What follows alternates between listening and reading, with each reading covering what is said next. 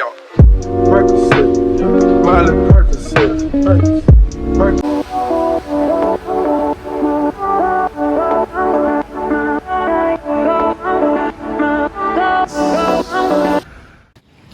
Hai, saya Mini Natalia Rompis, NIM 1810110508.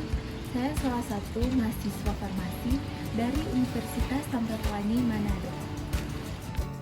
Nah, di video kali ini saya akan membahas mengenai obat yang biasanya digunakan untuk pasien yang menderita penyakit jantung atau hipertensi. Apa itu obatnya? Nah, obat ini adalah obat bisoprolol.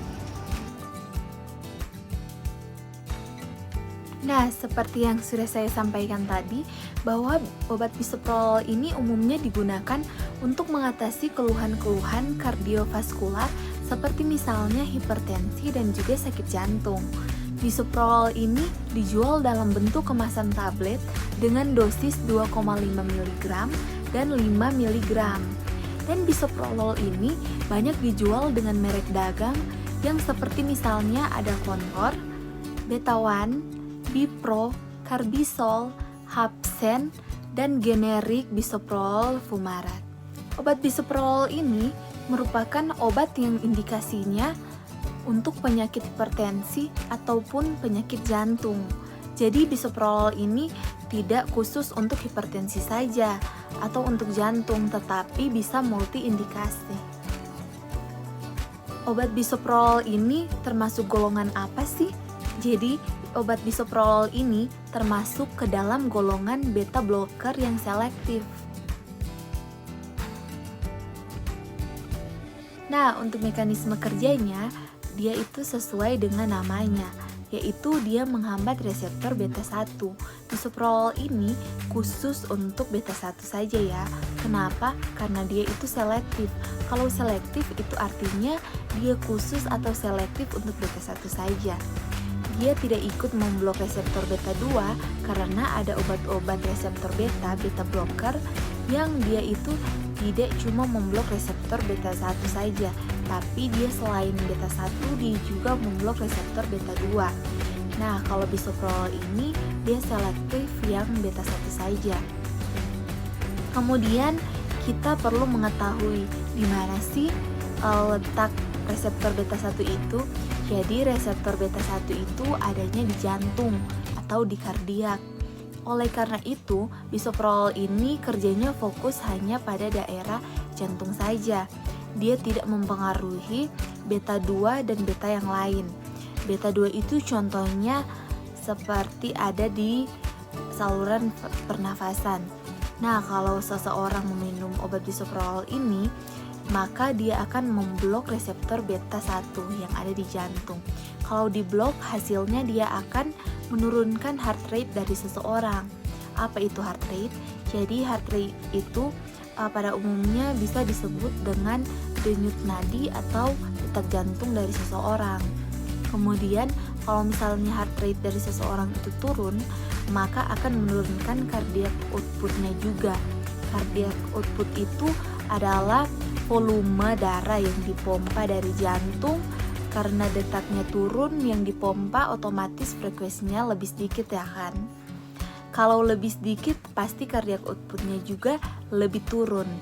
Nah, kalau heart rate-nya turun terus cardiac outputnya juga turun, maka dia akan menurunkan blood pressure-nya.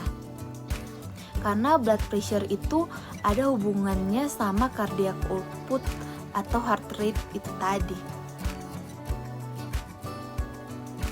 Nah, sekarang kita akan membahas apa sih itu efek samping obat bisoprolol. Jadi, sama seperti halnya obat-obat lain yang tentunya memiliki efek samping obat.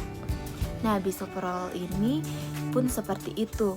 Efek samping yang biasanya terjadi dari penggunaan obat bisoprolol ini seperti misalnya mengalami pusing, gangguan tidur, brakikardia, diare, infeksi saluran pernafasan, sesak nafas, dan juga gangguan penglihatan. Pengawasan klinis pada penggunaan obat bisoprolol ini berupa pengawasan tekanan darah, denyut jantung dan irama jantung. Kerja obat ini menghambat reseptor beta sehingga perlu dilakukan pengawasan denyut jantung untuk memantau resiko bradikardi. Pantau tekanan darah sesuai dosis sehingga target tekanan darah tercapai. Dosis yang dibutuhkan bervariasi tiap individu. Dosis terlalu tinggi dapat menimbulkan hipotensi. Irama jantung perlu diawasi, terutama pada konsumsi bersamaan obat-obat yang dapat menghambat konduksi atrioventrikular.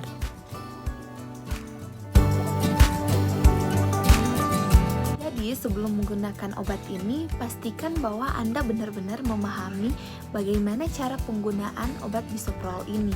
Jangan menambahkan atau mengurangi dosis tanpa pengawasan dari dokter. Karena kenapa? Karena dapat berdampak buruk pada kesehatan. Dan selain itu juga konsultasikan pada dokter terlebih dahulu jika Anda ingin menggunakan obat ini bersamaan dengan obat-obat yang lainnya seperti vitamin atau juga suplemen.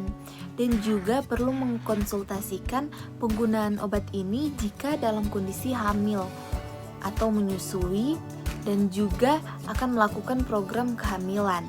Sebaiknya konsultasikan juga kepada dokter jika memiliki beberapa masalah kesehatan seperti gangguan hati, penyakit ginjal, dan juga penyakit jantung.